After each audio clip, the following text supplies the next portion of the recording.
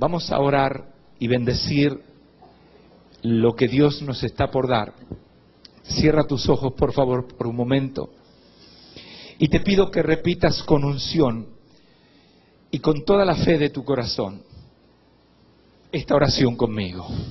Dile así: Padre Dios, gracias por las bendiciones del pasado. Pero hoy te pido algo nuevo. Transfórmame, Señor. Renuévame. Haz la obra completa que viniste a hacer en mi vida. Por eso yo me entrego a tu voluntad. Yo no resisto a tu espíritu, sino que te invito, Señor. Invade mi vida con tu presencia. En el nombre de Jesús. Y te doy las gracias por anticipado, por lo que harás conmigo. Amén y amén. Puedes tomar tu asiento y voy a invitarte a abrir tu Biblia en uno de los libros proféticos. Hace 2 días yo ya estaba inquieto, mi alma estaba inquieta pensando en ustedes, pensando en este congreso, y Dios me habló a través de un sueño.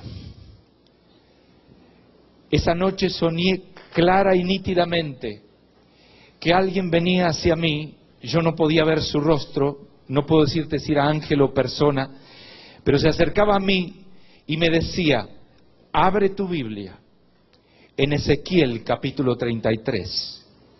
Y yo voy a invitarte a que abras tu Biblia en Ezequiel 33. Y después esa persona me dijo: y ve al versículo 11. ¿Y sabe lo que yo hice? Yo pensé, ¿cómo puedo memorizar 33, 11? Ah, sí, 33 dividido 3, 11, un tercio. Y allí me quedó en el sueño eso. Pero luego, amaneció, me desperté y salí a hacer ejercicio, salí a correr, totalmente olvidado de que tuve, ni siquiera que soñé algo. Cuando volvía de correr, allí me habla el Señor y me recuerda este sueño que había tenido antes de anoche. Y yo todavía me faltaba unas cuadras para llegar a casa, pero ya mi corazón latía más rápido. No veía el momento de tomar una Biblia y abrir. Y pensé, ¿qué puede ser? ¿Será algo significativo que yo entienda o será algo que no pueda comprender fácilmente? Dios mío, ¿qué me vas a dar? Y abro en Ezequiel 33, 11 y dice: diles, vivo yo, dice Jehová, el Señor, que no quiero la muerte del impío, sino que se vuelva el impío de su camino y que viva. Volveos de vuestros malos caminos. ¿Por qué moriréis, oh casa de Israel? Temblé ante su palabra, me fui a otra habitación de la casa donde estaba mi esposa y le dije: esposa, Dios me dio un sueño y me instruyó, y le leí el versículo. Y ella me miró calladamente y decía amén y se admiró, pero así seguimos. Yo no sabía qué iba a hacer Dios con esto, pero en estos 2 días esto viene hirviendo dentro de mi corazón. En primer lugar, que yo le decía: Señor, voy a estar en una conferencia de creyentes.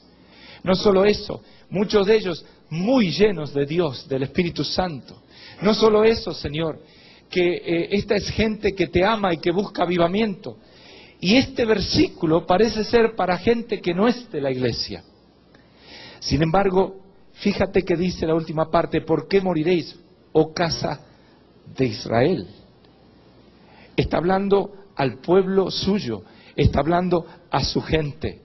Y yo quisiera hablarles hoy de lo que Dios puso en mi corazón. No sé si habrá un sermón aquí, pero hay un mensaje que quema en mi corazón para ti.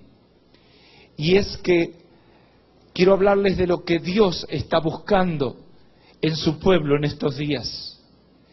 Ha habido un derramarse, ha habido oración, ha habido una preparación. Hay muchos que se han quebrantado y humillado en la presencia de Dios. Y Dios está mandando, y yo entiendo que esto es una parte nada más, que hay otros siervos que traerán en otros momentos a tu vida otras partes de este rompecabezas. pero está enviando instrucciones específicas de lo que Él quiere de cada uno de nosotros.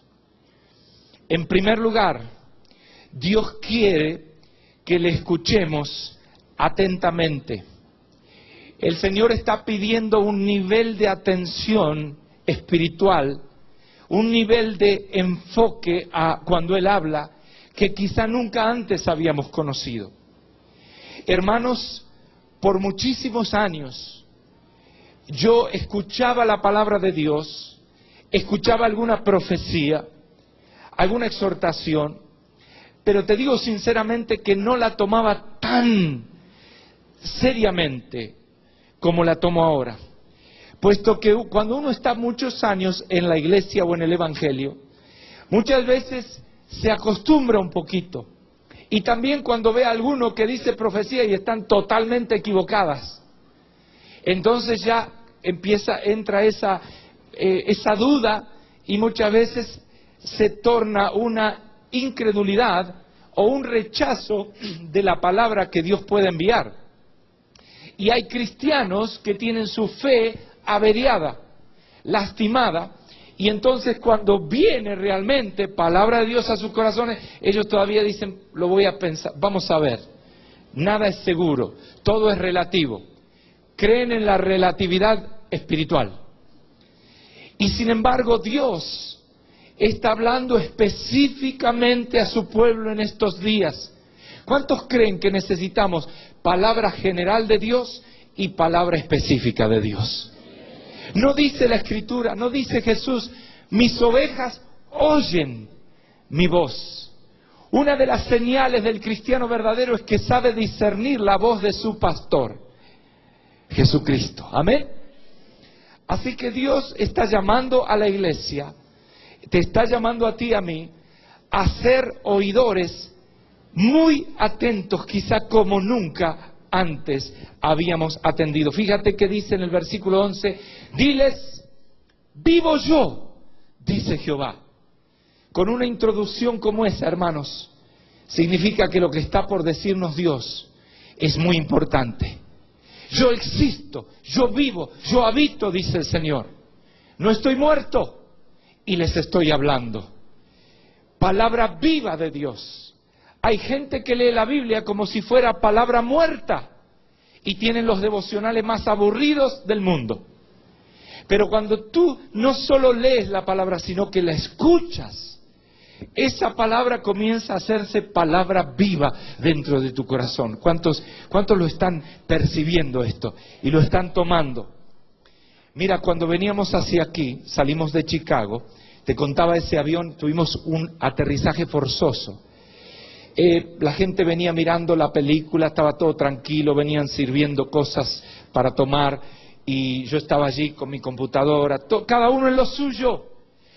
La señora al lado mío leyendo un libro, otros conversando, todo vida normal y cada uno en su tema. Hasta el momento que se detuvo el sonido, se apagaron las pantallas y una voz un poco temblorosa dice por los micrófonos, dice, vamos a hacer un aterrizaje, no se asusten, pero tenemos que hacer un aterrizaje de emergencia. Y bueno, a nadie le gusta esa situación. Siempre la primera pregunta no es muy espiritual, es ¿por qué habré tomado este avión? Si pude haber salido más tarde, más temprano, justo tuve que venir a tomar. Bueno, cuando este avión comenzaba a descender y temblaba un poco, yo no sabía qué pasaba, no nos decían nada. Escuche, hasta que aterrizamos, fueron los 7 minutos más largos de mi vida. Hasta que aterrizamos, no nos decían nada. Y yo pensé, Dios me dio un mensaje para el lugar donde voy. Señor, esta palabra, ¿y qué pasaría? Porque hermanos, estamos todos en las manos de Dios, ¿verdad? Dios puede proteger ese avión porque hay siervos que van a predicar, o puede decidir ya es la hora y nos lleva a su hermosa presencia. Así que en una servilleta que me habían puesto allí, ya nos habían ordenado guardar todo, tomé la virome y dije, voy a escribir una nota. Por esa nota no fue por fe, fue por las dudas. Y no me daba tiempo de escribir todo el sermón, entonces escribí nada más que Ezequiel 33:11. Y después otra, Otro sermón también, Levítico 6:13. Y un pequeño saludo a mi esposa y a mis hijos y a la iglesia, y les amo. Y después la guardé en el papelito en el bolsillo, y digo, bueno, espero que si pasara algo, que encuentren la nota. Me pregunto cuántos llegaron así a esta conferencia. Llegaron a este congreso que no saben ni si hay un mañana, que no saben cómo van a seguir, cómo va a seguir su matrimonio, su familia, su hogar, su ministerio si tienes. Dios tiene una respuesta para ti. Bueno, gracias a Dios en nuestro caso evidentemente aterrizamos bien, pero sabes que cuando esa azafata, así le llaman, dijo por los micrófonos, estamos aterrizando, y en una ciudad que yo no la podía ni pronunciar, ya tengo acento en el inglés, pero esto ya... Le pregunto al que estaba al lado mío, que es mi hijo adoptivo, le digo, ¿y qué ciudad dijo? No sé, yo tampoco. Bueno, en alguna ciudad estamos aterrizando.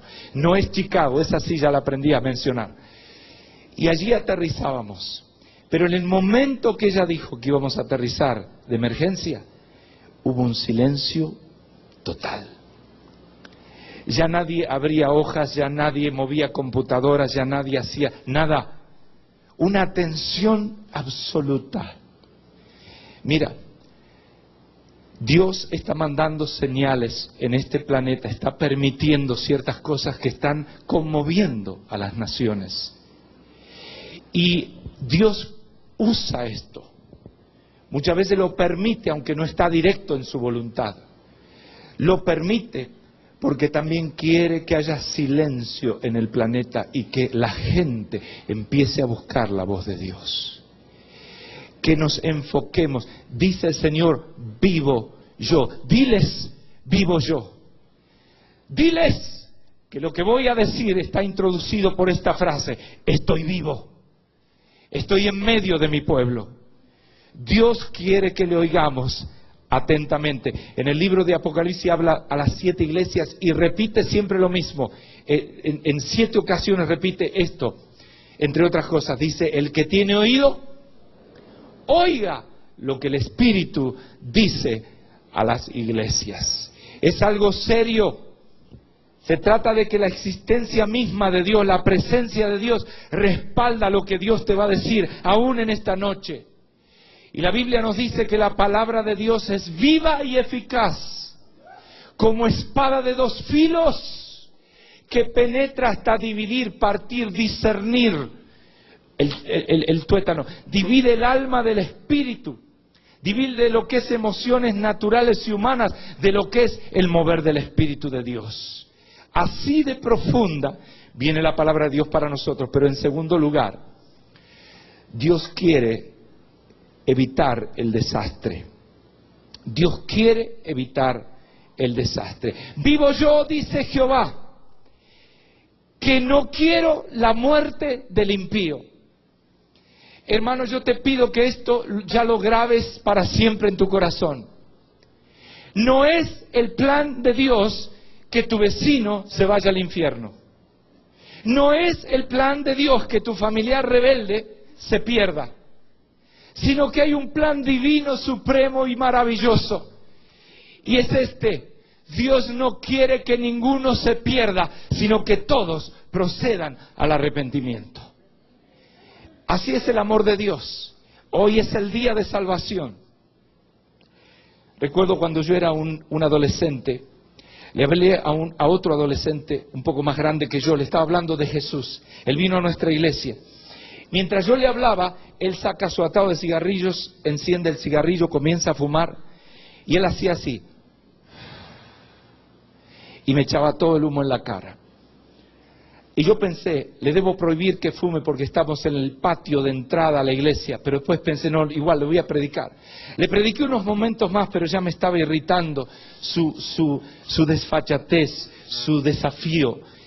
Y bueno, después él se fue y lo dejé ir. Recuerdo que yo me quedé como muy tentativo, muy tímido.